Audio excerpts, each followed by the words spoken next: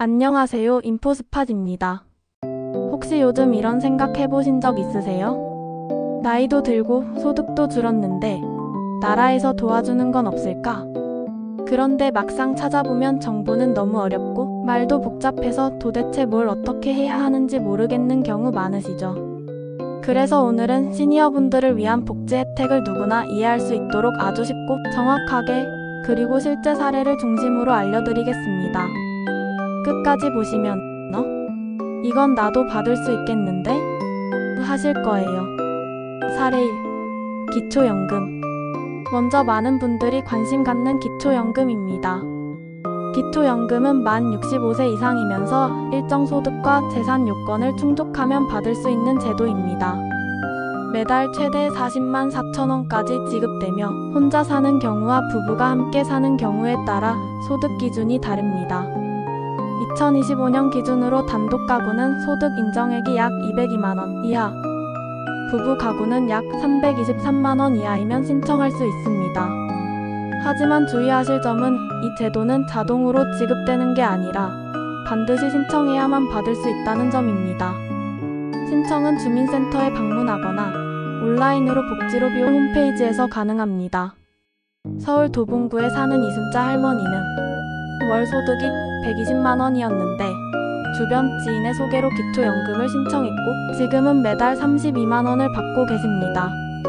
몰라서 2년 동안 못 받은 거 생각하니 너무 아깝더라구요 라는 말씀을 하셨습니다. 사례 2. 병원비 본인 부담 경감제도. 병원비가 부담돼서 아파도 병원 가는 걸 미루시는 어르신들 많으시죠? 하지만 본인 부담 경감제도를 활용하면 의료비 부담을 크게 줄일 수 있습니다. 이 제도는 건강보험 가입자 중 경제적 어려움을 겪는 분들에게 적용되며 본인이 내는 진료비 비율을 10에서 20% 수준으로 줄여둡니다. 특히 고혈압, 당뇨, 심장질환 등 만성질환을 가진 분들이나 치매 진단을 받으신 분, 저소득층 어르신은 추가적인 혜택을 받을 수 있습니다.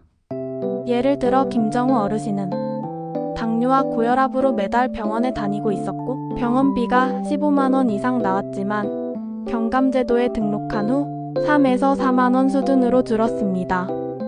사례 3. 치매 안심센터와 장기요양보험. 치매가 걱정되시는 분들도 많으시죠?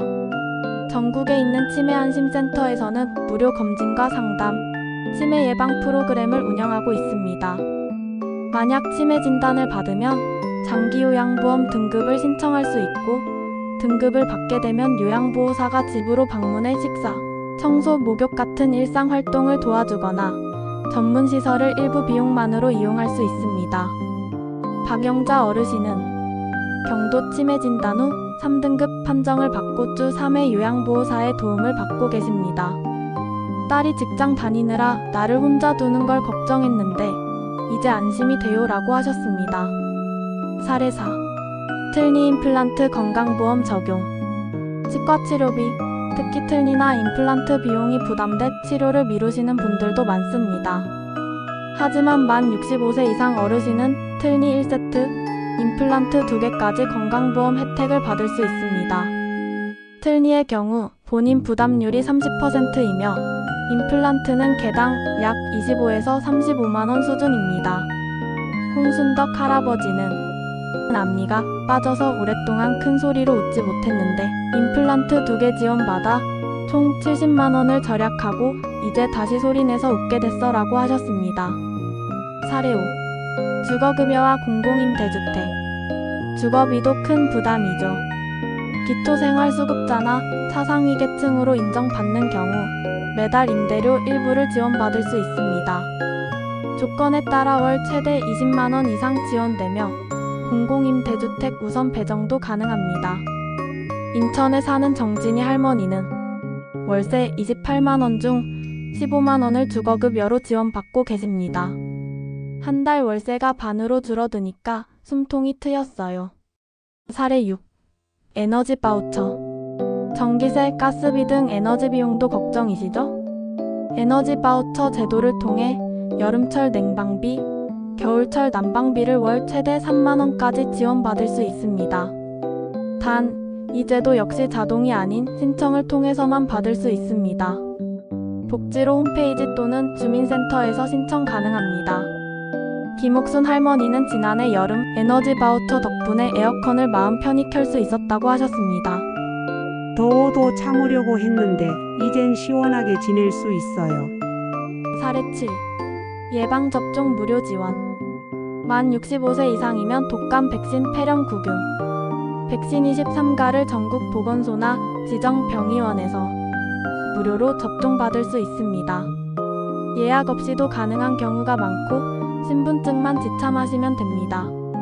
매년 가을, 겨울철이 되면 꼭 챙기셔야 할 건강 혜택입니다. 박기태 어르신은 작년 겨울 무료 독감 예방접종을 받으신 뒤 감기 한 번 걸리지 않으셨다고 합니다.